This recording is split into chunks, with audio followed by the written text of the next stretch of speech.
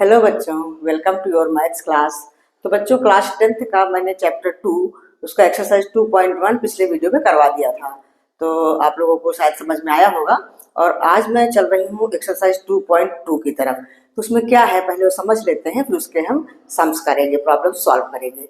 ठीक है बच्चों, तो इस एक्सरसाइज 2.2 में है relationship between zeros and coefficient of a polynomial. Relationship क्या होता है, जीरोज क्या होता है। तो देखिए, इसमें हमारा क्वाड्रेटिक पॉलिनोमियल के बारे में डिस्कस किया गया है। लीनियर पॉलिनोमियल तो हमने बताया था उसका सिर्फ 1 जीरो होता है, और क्वाड्रेटिक पॉलिनोमियल के 2 जीरोज होते हैं। मतलब जितनी डिग्री, क्वाड्रेटिक पॉलिनोमियल का मतलब क्या होता है, उसकी डिग्री 2 होती है, तो उतने ही जीरोज होते हैं। पिछले वीडियो में मैंने सारी बातें बताई हुई हैं, तो जिन बच्चों ने ना देखा हो मेरा पिछला वीडियो जाके देख लें मेरे चैनल पे जाके।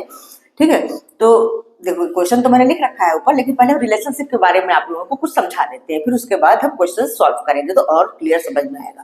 देखो, क्वाड्रेटिक पॉलिनोमियल हमारा general form of the quadratic polynomial यही होता है ना, ax² plus bx plus c, ऐसा होता है क्वाड्रेटिक पॉलिनोमियल। तो इसके 2 जीरोज होते हैं, पता है ना, इसकी डिग्री 2 है, इसलिए इसके जीरोज 2 होते हैं। तो मान लो एक जीरो है अल्फा और दूसरा जीरो है बीटा, ये 2 जीरोज है। तो इसमें कुछ रिलेशनशिप होता है इनके कोफिशिएंट्स और जीरोस के बीच में। कोफिशिएंट्स क्या है, ए बी सी, ये कोफिशिएंट्स है। x² का कोफिशिएंट a, x का कोफिशिएंट b और कांस्टेंट टर्म को c बोलते हैं। तो सम ऑफ द जीरोस जब होता है, ठीक है, उसका एक रिलेशनशिप होता है, sum of the zeros. Sum of the zeros क्या होता है, अल्फा प्लस बीटा, इसको हम लिख सकते हैं sum of the zeros alpha plus beta, ये इक्वल टू होता है माइनस बी अपॉन ए। ठीक है, minus B upon A, B A है और ए है। ठीक है, अच्छा, उसका product of the zeros alpha beta, product का भी एक रिलेशनशिप होता है, प्रोडक्ट ऑफ द जीरोस जिसको हम लिखते हैं alpha beta. Alpha beta equal to होता है सी अपॉन में ए। ठीक है, तो ये रिलेशनशिप आप लोगों को लर्न करके रखनी है, और इसका डेरिवेशन नहीं आता, बस इसी रिलेशनशिप पे बेस्ड क्वेश्चंस हमें सॉल्व करने के लिए आते हैं। ठीक है बच्चों, तो ये समझ में आ गया, बस यही 2 रिलेशन है। और तो अभी हमारा क्वेश्चन नंबर 1 है, इसमें यही हमें पहले तो ये जीरोज निकालने हैं, उसके बाद फिर इस रिलेशनशिप को प्रूव करके दिखाना है। ठीक है बच्चों, तो चलिए अब हम क्वेश्चंस करते हैं, तो आप लोगों को और क्लियर समझ में आएगा। ठीक है, तो बच्चों देखिए, क्वेश्चन 1 है 2.2 का। इसमें क्या पूछा गया है, find the zeros of the following polynomials and verify the relationship between the zeros and coefficients. ये हमारे कुछ क्वेश्चंस दिए हुए हैं, 6 क्वेश्चंस हैं। तो इनके पहले हमें जीरोज निकालने हैं, फिर उसके बाद में वेरीफाई करना है इनके रिलेशनशिप को। ठीक है बच्चों, तो चलिए पहला हमने इसका फर्स्ट पार्ट लिख रखा है। तो देखो, इसके जीरोज हम कैसे निकालेंगे। आपने क्लास 9th में फैक्टराइजेशन सीखा होगा, splitting the middle term. Middle term को स्प्लिट करके फैक्टराइज कैसे करते हैं, तो बिल्कुल वैसे ही करना है। ठीक है, जिनको आता है वो अच्छा है, नहीं तो मैं शुरू से बता रही हूँ कि जिनको नहीं आता समझ ले कैसे फैक्टराइज करते हैं। फैक्टराइज करने के लिए क्या होता है, जो हमारा लास्ट टर्म होता है, जो कांस्टेंट टर्म होता है वो, और x² का कोफिशिएंट, उसको पहले मल्टीप्लाई कर लेते हैं। तो यहाँ x² का कोफिशिएंट कुछ नहीं मतलब 1 है, तो 8 बन जा 8, मतलब हमारे पास आगे 8। अब इसके हम ऐसे फैक्टर्स करते हैं कि या तो जोड़ने से या घटाने से हमारा बीच वाला टर्म आ जाए। तो 8 का फैक्टर हमारा एक ये होता है ना, 4 × 2, 4 2 8 होता है ना। तो अब देखो, 4 में से अगर हम 2 घटा देंगे तो हमारा 2 आ जाएगा, और हमें लाना क्या है, यही तो लाना है 2 ही। मतलब अगर नंबर देखें तो 2 ही तो लाना है। हाँ, माइनस की है तो हम बताते हैं कैसे लिखना है। तो हमारा यही वाला फैक्टर इसमें अप्लीकेबल होगा 8 का। तो देखो, अब इसको हम ऐसे आगे बढ़ाते हैं, x² माइनस 4x और प्लस 2x माइनस 8। हमने ये बीच वाले टर्म को इस तरह तोड़ दिया। तो ये बात ध्यान रखना बच्चों कि जब हमारा बीच वाला टर्म घटाने से आता है, इन दो फैक्टर्स को घटाने से आता है, तो हमेशा बड़ी नंबर के साथ ये वाला साइन होता है जो हमारे क्वेश्चन में दिया होता है। तो देखो, 4 बड़ी नंबर है, 2 छोटी नंबर है, तो 4 के साथ हमने माइनस साइन लगाया है, और इसके साथ इसका अपोजिट मतलब प्लस लगाया। मतलब यहाँ पर जो भी साइन होता है वो बड़ी नंबर के साथ लगता है, और दूसरी छोटी वाले के साथ उसका अपोजिट साइन लगता है। अगर यहाँ माइनस है तो बड़ी के साथ माइनस लगेगा, अगर यहाँ प्लस है तो बड़ी के साथ प्लस लगेगा। बस ये बात ध्यान रखो। ये होता है घटाने में, जब घटाने से हमारी बीच की टर्म आती है तो। लेकिन अगर दोनों फैक्टर्स को जोड़ने से आती, मान लो यहाँ पे 2 की जगह 6 हुआ होता, तो 4 + 2 करके आता, तो प्लस में तो कोई दिक्कत ही नहीं। जोड़ने से अगर नंबर आ रही है तो हमारा जो यहाँ पे टर्म के साथ जो साइन लगा हुआ है वही दोनों में लगेगा, दोनों ही नंबर में वही साइन लगेगा, तब उसमें कोई दिक्कत नहीं। ठीक है, आगे और सम्स करेंगे तो आप लोगों को क्लियर समझ में आएगा। ठीक, तो चलो हमने इतना कर लिया। -2x को हमने इस तरह से लिख लिया। ठीक है, -4x + 2x, क्योंकि इसको वापस अगर हम करेंगे तो फिर इतना ही आ जाएगा। तो हमने कुछ नहीं किया, खाली इसको स्प्लिट किया है। अभी हमारी जो 3 टर्म्स थे, इसके हो गए 4 टर्म्स। जब 4 टर्म्स हो गए तो हम दो दो टर्म्स में कॉमन लेंगे। तो फर्स्ट टर्म में क्या कॉमन हो रहा है, x कॉमन हो रहा है। तो देखो हम x कॉमन लेते हैं तो हमारे पास ब्रैकेट के अंदर बचता क्या है, एक्स स्क्वायर में से x कॉमन हो गया, common means divide, x square को x से डिवाइड करेंगे तो x ही तो आएगा। तो यहाँ पे हो गया x और माइनस यहाँ पे x, तो x से x कट गया मतलब 4 आ गया, x माइनस 4। अब नेक्स्ट जो 2 टर्म्स है इनमें हम ऐसी नंबर कॉमन लें कि जो हमारा फर्स्ट टर्म में आया हुआ है सेम वही आए। तो हम क्या देख रहे हैं, यहाँ पे x तो कॉमन नहीं हो सकता, यहाँ पे नंबर कॉमन हो सकती है। कौन सी नंबर, 2। देखो 2 से ये वाला भी टर्म डिविजिबल है और 8 तो डिविजिबल है ही है। तो हम यहाँ पे +2 कॉमन ले लेते हैं। साइन लगाना बहुत जरूरी है, कभी माइनस भी कभी लगाना पड़ सकता है, आगे क्वेश्चन आएंगे तो बताऊंगी, ठीक है। तो +2 हमने कॉमन लिया तो ब्रैकेट के अंदर आया x माइनस 2 4 जा 8, यहाँ पे आ गया 4, ठीक है।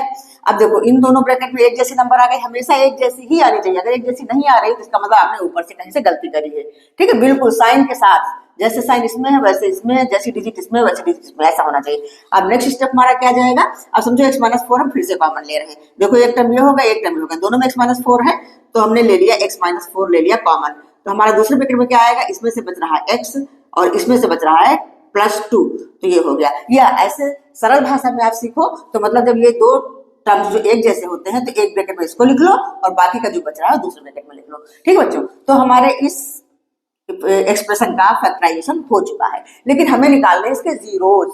तो जीरोज हम कैसे निकालेंगे, देखो ये पूरा एक्सप्रेशन जीरो कब होगा, x की कोई ऐसी वैल्यू जो इसमें रखने पर ये पूरा जीरो हो जाएगा।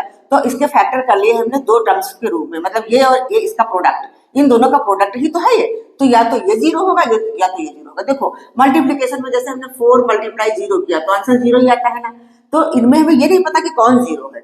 तो अगर प्रोडक्ट में दो नंबर होती हैं तो कोई ना कोई तो जीरो होगा, या तो ये जीरो होगा या तो ये जीरो होगा। यहाँ तो हमें दिख रहा है ये जीरो नहीं ये जीरो है, लेकिन यहाँ पे हमें दिख नहीं रहा है, तो हम दोनों को बारी बारी से मानेंगे, या तो ये जीरो होगा या तो ये जीरो होगा, ठीक है। तो फॉर फाइंडिंग द जीरोस हमें ये लिखना पड़ेगा कि if x minus 4 equal to 0 तो देन x की वैल्यू क्या आ जाएगी 4, ठीक है।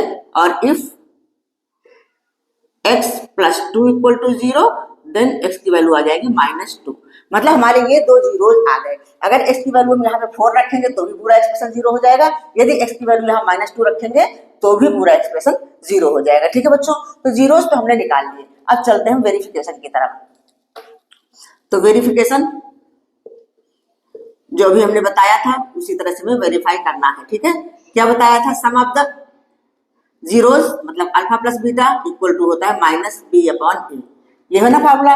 तो अल्फा हमारा मान लो 4 है और बीटा है -2, ठीक है। तो यहाँ पे हम लिखेंगे 4 और प्लस -2 इक्वल टू बी हमारा क्या है -2 है, एक तो हमारा फार्मूले में माइनस लगा हुआ है और बी खुद ही -2 है, तो -2 और अपन ए की जगह पे कुछ नहीं 1 है मतलब 1, ठीक है। अब इसको अगर हम सॉल्व करते हैं तो ऐसा आता है 4 - 2 प्लस माइनस से माइनस हो गया इक्वल टू ये माइनस माइनस मिल गया प्लस हो गया 2, अपन 1 लिखने की जरूरत नहीं है। तो 4 - 2 कितना हुआ 2 और ये है 2, तो 2 इक्वल टू 2 इक्वल हो गया ना। तो ये तो वेरीफाई हो गया, हमारा सम ऑफ द जीरोज वेरीफाई हो गया। अब प्रोडक्ट ऑफ द जीरोज को भी हम वेरीफाई कर लेते हैं। प्रोडक्ट ऑफ द जीरोज क्या होता है, अल्फा बीटा। तो alpha beta equal to formula क्या था हमारा c/a।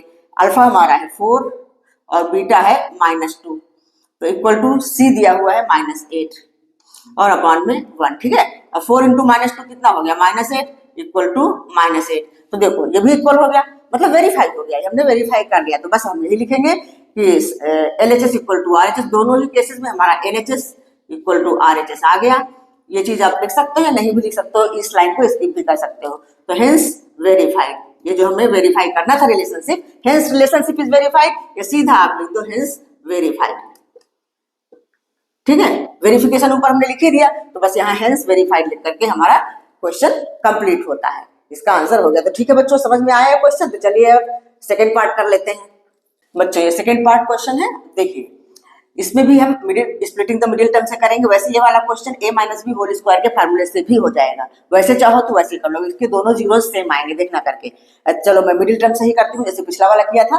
तो मिडिल टर्म से हम क्या करेंगे, देखो 1 को 4 से मल्टीप्लाई करेंगे 4 आएगा ना। अच्छा 4 के हम ऐसे फैक्टर्स करें कि जोड़ने से या घटाने से बीच वाला 4 आ जाए, तो 4 का यही वाला फैक्टर इसमें एप्लीकेबल होगा, 2 इंटू 2 4, ठीक है ना। क्योंकि अगर हम ये वाला एप्लीकेबल करने जाएंगे 4 इंटू 1 तो क्या होगा, 4 में 1 जोड़ेंगे 5 हो जाएगा, 4 में 1 घटाएंगे 3 हो जाएगा, तो ये वाला नहीं चलेगा, ठीक है। तो हम मतलब फैक्टर्स करके, ये तो छोटे छोटे हैं, समझ देखते ही समझ में आ रहा है कि 2 इंटू 2 4 होता है, और 2 में से 2 जोड़ देते हैं तब भी 4 आता है। तो अब हम बीच वाला टर्म जो स्प्लिट करेंगे तो जोड़ के करेंगे, मतलब दोनों को जोड़ेंगे तब आएगा 4। तो देखो कैसे कर रहे हैं। फर्स्ट टर्म जैसा है एज इट इज लिख लिया। अब बीच वाले टर्म को हमें खोलना है तो हम क्या लिखेंगे, -2s बताया था ना हमने, अगर जोड़ के आता है तो दोनों ही में सेम साइन लगता है, सेम जो यहाँ पे होता है वही साइन लगाते हैं। ठीक है, पिछला वाला हमने देखो एक प्लस माइनस करके किया था, तो ये बस समझ में आई, क्योंकि दो दो को जोड़ के 4 आ रहा है, इसलिए हम -2s करेंगे तभी तो जुड़ेगा। अगर एक में प्लस एक को माइनस कर देंगे तब तो 0 हो जाएगा। ठीक है, आगे हम +1 लिख लेते हैं। बस इसमें भी दो में कॉमन निकाल लेना है। इन दोनों में क्या कॉमन हो रहा है, 2s कॉमन हो रहा है, दिख रहा है ना 2s कॉमन।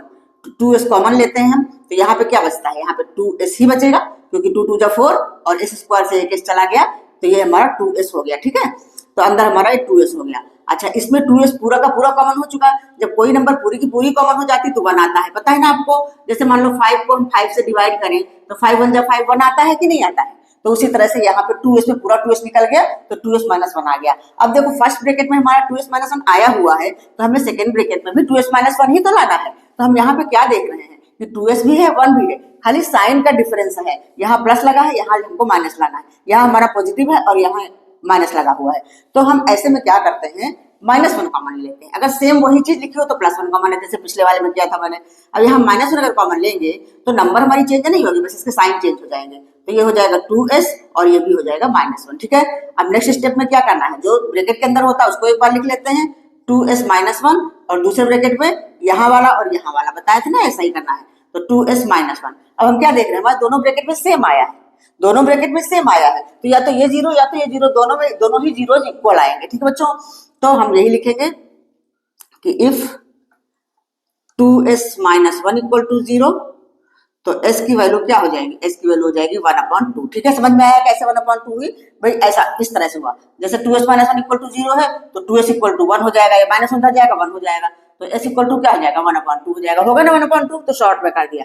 और इधर भी सेम चीज है, एक ही बार करोगे तब भी ठीक है, और दो ब्रैकेट में है 2 बार कर लो तब भी ठीक है, कोई दिक्कत नहीं है। तो ये वाला 2s -1 0 होगा, तो भी इसकी वैल्यू हमारी क्या आएगी 1/2। तो हमारे जीरोज आ चुके हैं, दोनों जीरोज आ चुके हैं 1/2। अब हमें वेरिफिकेशन करना है, तो जैसे पिछला वाला वेरीफाई किया था वैसे ही हम वेरीफाई करके दिखा देते हैं। ठीक है, तो हम लिखते हैं वेरिफिकेशन।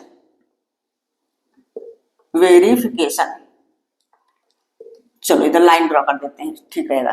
तो वेरिफिकेशन में क्या होता है भाई, alpha plus beta equal to क्या होता है, -b/a होता है ना ऐसा। अब अल्फा भी हमारा 1/2 है और बीटा भी 1/2 है, और इक्वल टू हमारा b कितना है यहाँ पे -4।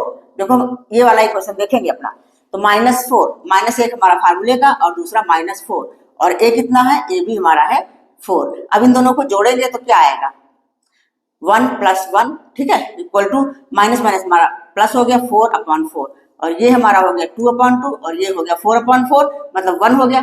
4/4 कट के 1 ही होता है ना, इधर हमारा ये 2/2 भी कट के 1 हो गया, तो हमारे पास आ गया 1 = 1, मतलब आ गया ना LHS = RHS। अब इसी तरह से हम प्रोडक्ट का भी निकाल लेते हैं, तो हमने सम का निकाला, सम ऑफ द जीरोज। अब product of the zeros alpha beta equal to होता है C/A।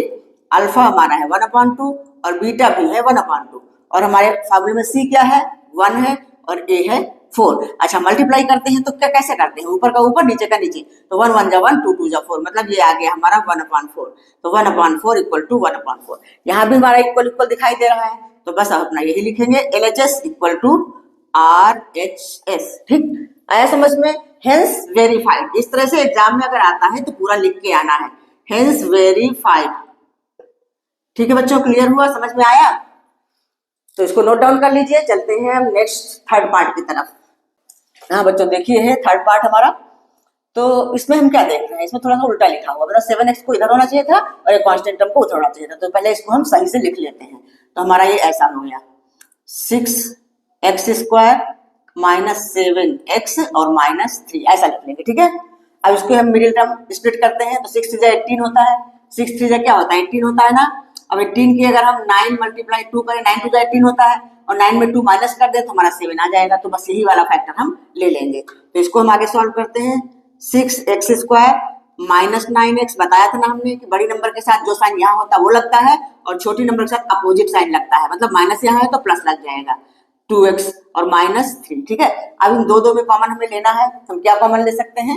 देखो x तो कॉमन दिख ही रहा है और नंबर हमारी 6 है और 9 है, तो अगर ध्यान से सोचोगे तो 3 कॉमन हो सकता है, मतलब यहाँ से हम 3x कॉमन निकाल सकते हैं। तो कितना हो गया? ये 2x हो गया और -3 - 9, 2x - 3 हो गया, ठीक है।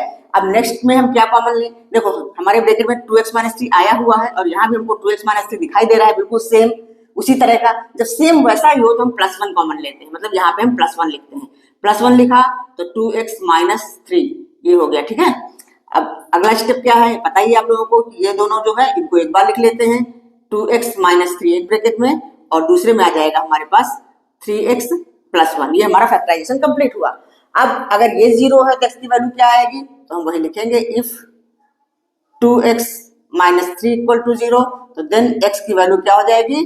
3/2, ठीक है। क्लियर हुआ? समझ में आ रहा है कैसे हुआ इसको? चलो फिर मैं स्प्लिट करके ठीक से दिखा देती हूँ कि अगर देखो ऐसा है 2x - 3 = 0 है तो 2x = हो जाएगा 3 - 3 हो जाएगा प्लस में हो जाएगा, तो x की वैल्यू क्या हो जाएगी? इसका 2 जो है इसके अपॉन में आ जाएगा, मतलब हमारा आंसर ऐसा आ जाएगा 3/2। तो वही हमने लिखा है x = 3/2, ठीक है बच्चों। क्लियर हो रहा है ना?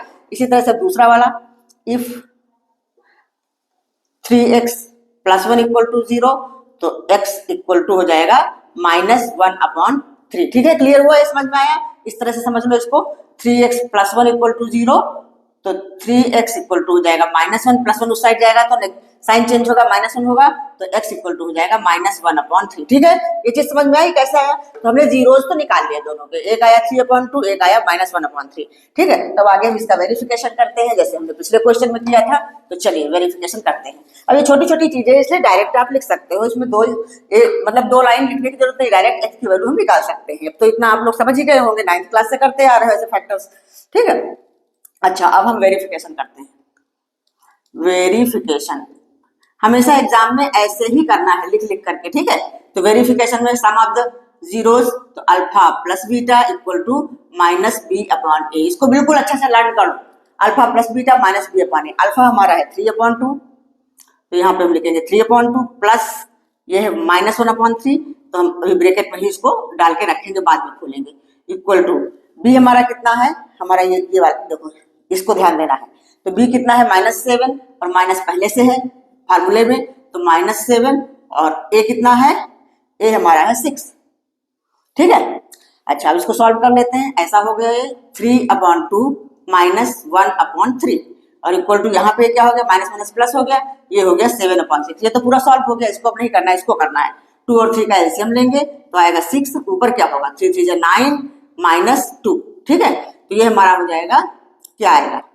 ये आएगा 7/6 और यहाँ पे हमारा 7/6 दिख ही रहा है, यहाँ पे 7/6 दिख रहा है। तो हो गए ना दोनों LHS और RHS इक्वल, ठीक है।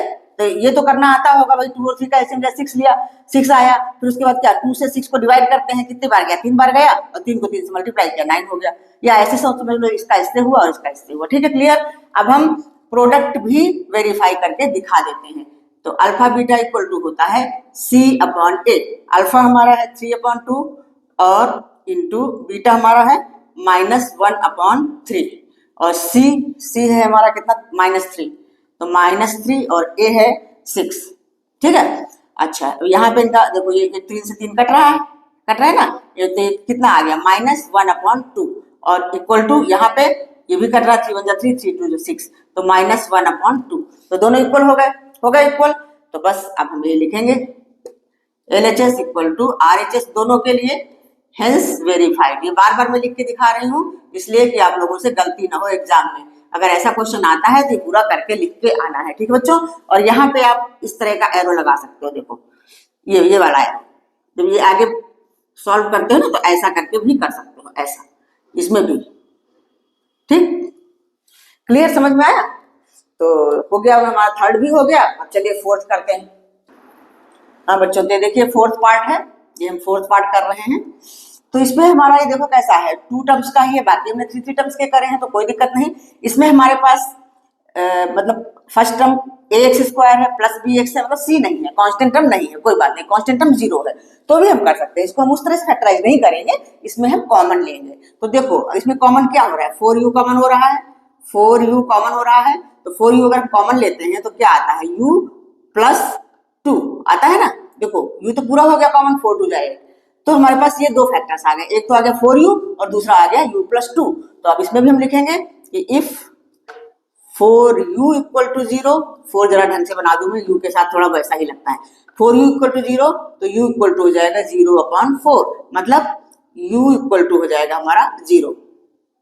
ठीक है, u इक्वल टू 0 आ गया। अच्छा दूसरा, इफ u+2 इक्वल टू 0 तो देन u इक्वल टू आ जाएगा -2। तो हमारे दोनों जीरोज आ गए, अल्फा आ गया, बीटा आ गया। अब अपना हम वेरीफाई कर लेते हैं,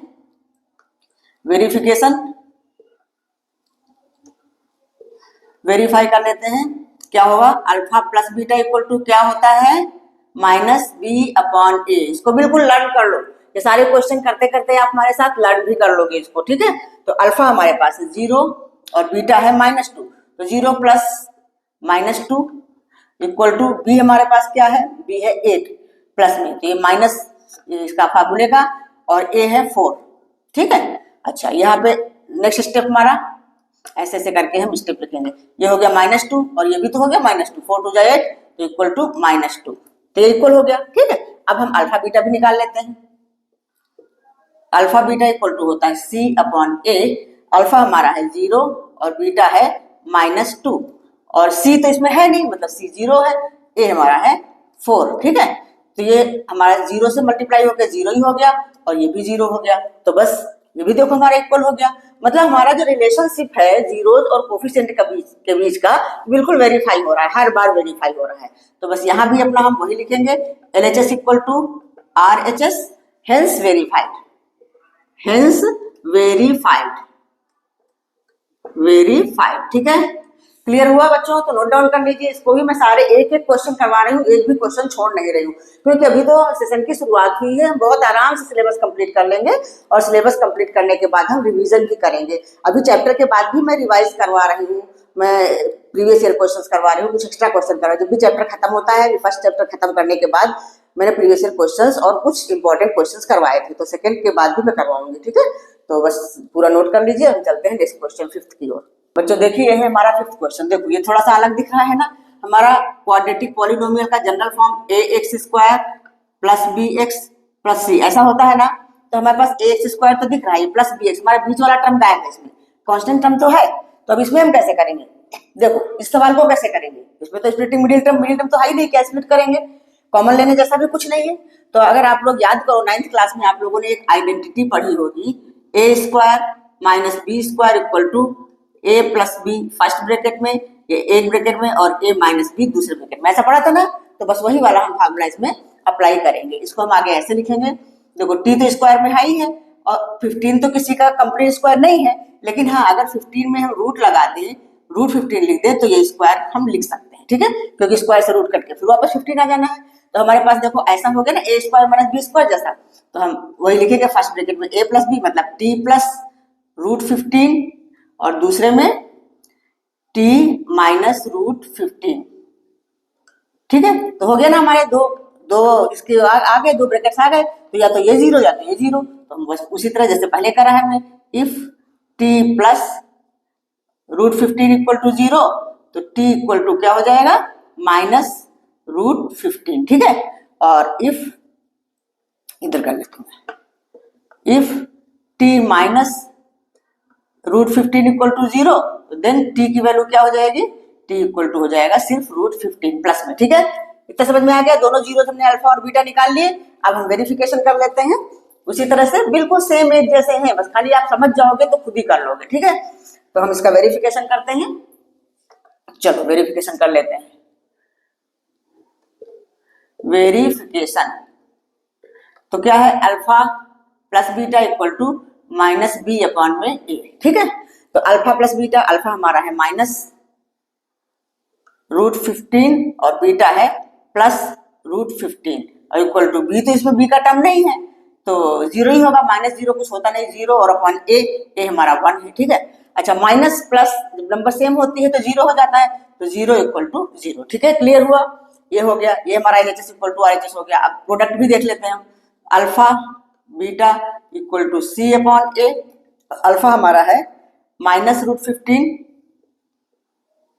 -√15 और इंटू √15 और सी, इसमें सी हमारा है -15 और ए है 1, ठीक है। अच्छा, अब जब दो नंबर सेम होती हैं तो रूट तो खत्म हो जाता है ना, इसका स्क्वायर होगा तो 15 ही आएगा, लेकिन माइनस का साइन है तो -15 आएगा और यहाँ भी हमारे पास है -15, तो इक्वल हो गया ना ये। तो बस यहाँ भी हम यही लिखेंगे LHS इक्वल टू RHS। ये सब लिखना मत भूलना अगर पेपर में आता है, इसलिए मैं बार बार हर क्वेश्चन में लिख रही हूँ, हेंस वेरीफाइड। ठीक है बच्चों, क्लियर हुआ। तो अब एक लास्ट रह गया है 6th वाला, वो भी करवा देती हूँ। तो ये देखो क्वेश्चन है 3x² - x - 4। अब इसका मिडिल टर्म में क्या है, 1 ही तो है, 1 लाना है और 4 3 12 होता है, तो बस इसका फैक्टर तो सीधा 4 × 3 वाला ही हो जाएगा। 4 × 3 वाला ही हम ले लेंगे, 4 में से 3 घटाते हैं तो 1 आ जाता है, हमें 1 ही x तो लाना है, तो बस इसको हम इस तरह से करते हैं, इसका मिडिल टर्म ऐसे स्प्लिट करते हैं, 3x² - 4x और प्लस 3x -4, ऐसा कर लिया। ठीक है बच्चों, अब हम यहाँ कॉमन लेंगे, इन दोनों में से क्या चीज कॉमन हो रही, नंबर तो कोई कॉमन नहीं दिख रही, x कॉमन होगा, सिर्फ x कॉमन होगा, तो x कॉमन करेंगे तो यहाँ पे आएगा 3x और -4, ऐसा आ जाएगा। ठीक है बच्चों, क्लियर हुआ। अच्छा, अब यहाँ पे क्या है, यहाँ पे देखो सेम वही दिख रहा है, तो +1 हम कॉमन ले लेंगे, तो यहाँ पे भी आ जाएगा 3x - 4। अब नेक्स्ट स्टेप में हम क्या लिखेंगे, 3x - 4 और दूसरे ब्रैकेट में x + 1, तो यहाँ पे इनकी वैल्यू क्या आ जाएगी, तो बस वही लिख लो, इफ 3x - 4 = 0, तो x की वैल्यू क्या आएगी 4/3। ठीक है, -4 उधर गया, अभी तो बताने की जरूरत नहीं है।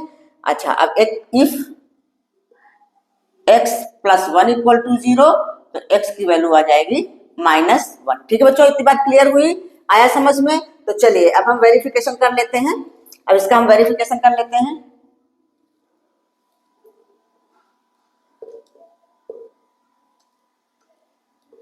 वेरिफिकेशन, अल्फा प्लस बीटा क्या होता है बोलो, alpha plus beta equal to होता है ना -b/a।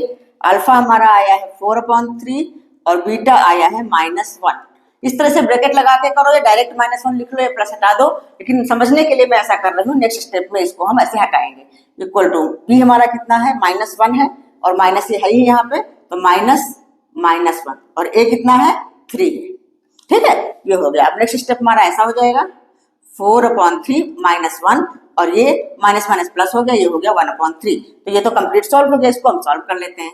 4 - 3 = 3 और अपॉन में 3। ठीक है, 4 - 3 कितना होता है 1/3 और 1/3 है, ये देखो दोनों इक्वल हो गए, ये दोनों इक्वल हो गए, चाहे यहाँ पे लिख लो ऐसे इक्वल टू 1/3 या ऐसे स्टेप चलाते जाओ 1/3, ये इतना करके ऐसे ये एक एरो लगा दो तब भी सही है। ठीक है बच्चों, क्लियर हुआ, समझ में आया। तो दोनों साइड इक्वल हो गए, लेफ्ट हैंड साइड और राइट हैंड साइड, दोनों हैंड साइड दोनों इक्वल हो गए। अब हमें अल्फा बीटा वाला भी दिखा देना है, तो अल्फा बीटा इक्वल टू होता है C/A। अल्फा हमारा है 4/3 और बीटा है -1 इक्वल टू C कितना दिया हुआ है -4 और A कितना दिया हुआ है 3। ए हमारा ये मतलब ये वाला हमें ध्यान रखना है। तो देखो -1 का मल्टीप्लाई हो गया तो ये हो गया -4/3 और ये हमारा -4/3 ऑलरेडी है, तो हो गया ना LHS इक्वल टू RHS। तो बस LHS इक्वल टू RHS, तो हेंस ये हमारा जो वेरिफिकेशन है पूरा हुआ, हेंस वेरीफाइड। ठीक है बच्चों, क्लियर हुआ, समझ में आया। तो देखिए मैंने एक्सरसाइज 2.2 का क्वेश्चन 1 कंप्लीट करवा दिया है, ऑल पार्ट्स कंप्लीट करवा दिए, एक भी मैंने नहीं छोड़ा है, सारा एक एक करवाया है कि आप लोगों को अच्छे से समझ में आ जाए। तो अब इसका एक क्वेश्चन और है, क्वेश्चन नंबर 2, वो मैं नेक्स्ट वीडियो में करवाऊंगी। ठीक है बच्चों, तो आई होप आप लोगों को समझ में आया होगा। अगर कहीं भी नहीं समझ में आया है, कोई बात समझ में नहीं है, तो आप कमेंट बॉक्स में लिख करके जरूर पूछिए। ठीक है, अगर वीडियो अच्छा लगा हो तो लाइक करिए, शेयर करिए और सब्सक्राइब करिए। ठीक है बच्चों, और स्वस्थ रहिए, मस्त रहिए, पढ़ते रहिए। 2025 का बोर्ड एग्जाम अच्छा करना है, तो साथ साथ चलते रहिए, जैसे जैसे हम बताते जा रहे हैं साथ साथ चलते रहिए। ठीक है, तो मिलते हैं नेक्स्ट वीडियो में, तब तक के लिए बाय।